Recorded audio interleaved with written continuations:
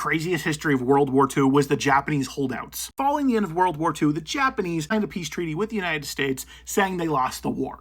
The Japanese Empire was big. There were Japanese soldiers all across that empire. And a lot of these guys didn't hear about the signing and the end of the war, or they didn't believe it, and they thought that it was the Americans trying to trick them. Now, the Japanese weren't very good at the whole surrender thing to begin with. Most of them would hold out till the very last. And there was so many cases of soldiers that they just continued fighting, or at the very least hiding up in the mountains of all these crazy islands. Because by the end of the war, they were getting really good at guerrilla warfare, especially on these islands that were captured by the Americans early on in the war. And so these guys, they knew what they were doing. They knew camouflage, and so there was a lot of them that held out for a very long time. Now, the last one was in the 70s, but there was a decent amount of theories that there were still Japanese holdouts all the way up until the 80s, and they even found some of the camps for different guys that they thought might have been out there. They never ended up finding them. This wasn't just like one or two guys.